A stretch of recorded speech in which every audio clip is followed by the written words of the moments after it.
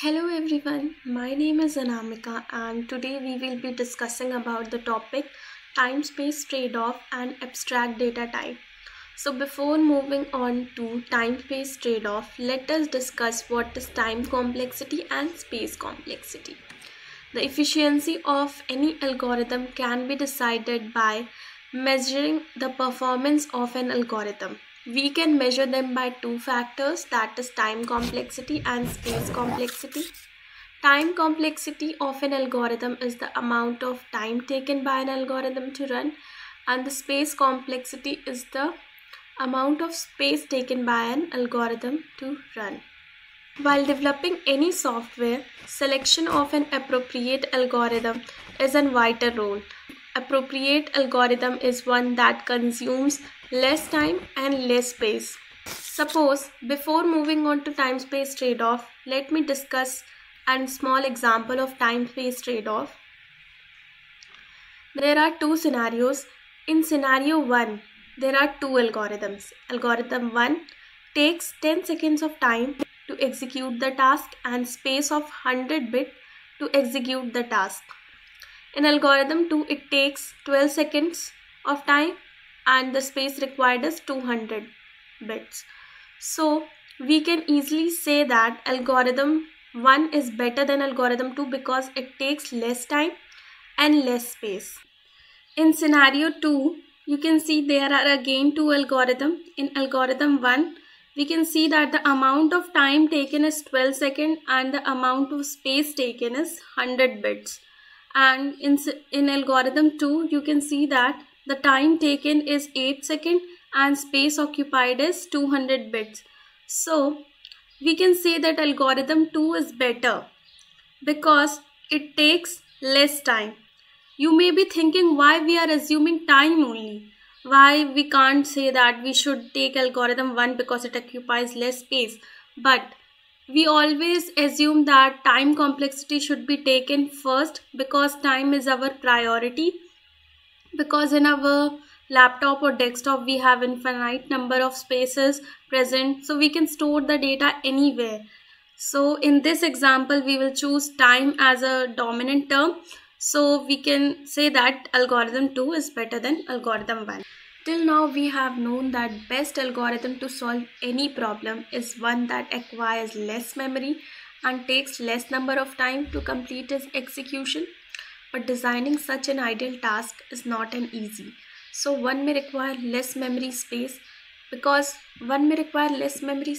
and the other may require less CPU time. Hence there exists a time-space trade-off. So a trade-off is a situation where one thing increases and another thing decreases. It is a way to solve a problem. If it means that if we want to increase the time, we have to decrease the space, and if we want to decrease the time, we have to increase the space. So the best algorithm is one that helps to solve a problem that requires less time and space. So if space is a big constraint, then we can choose a program that takes less time to execute the task. And if time is a big constraint, we can choose a program which takes less time to execute a task. It's basically a situation where either space efficiency can be achieved at the cost of time or time efficiency can be achieved at the cost of memory. So moving on to the next slide, we have one more example of time-space trade-off in which we can see that difference of space and time. We have taken here recursive and non-recursive program for calculating factorial.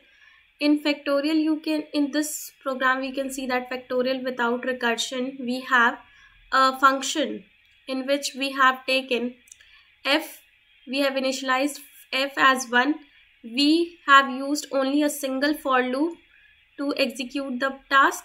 So we keep on multiplying the count from 2 to n times with this f, and we will be reassigning the value to f. And finally it would return the factorial of n.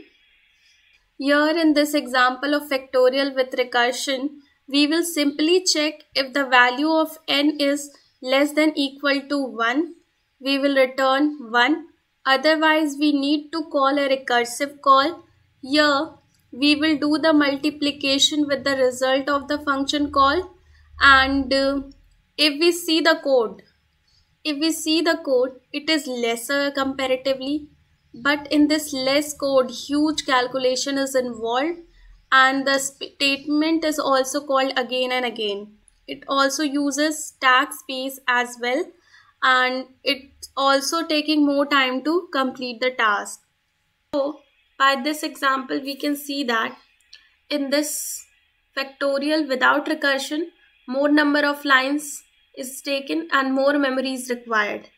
And as more space is taken, less time will be required to execute a task. And in this example, less lines of code, less memory, but more time is required, and its constant stack space also depends.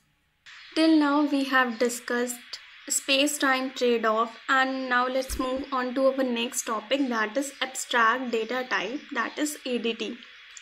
ADTs are a way of classifying data structure, providing the minimal set of interface and set of methods. So what is data types? Storing some range of values and allowing some range of values, we can perform certain operations like data types that are character, int, double. These are the primitive data types. So as written in the slide, ADTs, the entities which carries blueprint of definition of data attributes and associated operation but don't have implementation. Abstraction means hiding the details and not going on the implementation. As a user, we are only using the data or the function, but we are not aware how these operations are being performed by the hardware. As a user, we only use that data. So this is the concept of abstraction. We are not only relying on these primitive data type, but also we need to create some of these defined data types or composite data types. In order to use the advanced feature of data structure, we need to construct these data types. So as the definition of ADT only mentions what operations are to be performed, but how these implementation of the operation is done, we are unaware of that process. It does not specify how data will be organized in the memory and what algorithm will be used for implementing the operation. Means the implementation of the operation is hidden by us. We are only here to use that data types or functions. That is what abstraction or abstract data type means. So here we move on to our example, stack as an ADT. Stack is a kind of data structure which follows last in first out order. Data structure is simply an organization of data where we store something, where we are not only storing but also we do some operations. There are some method where we can use some functions to manipulate these data. It uses a LIFO order. We can put some data in the stack which is open from one end. We can insert and delete data from only one end. Suppose there is a stack of book.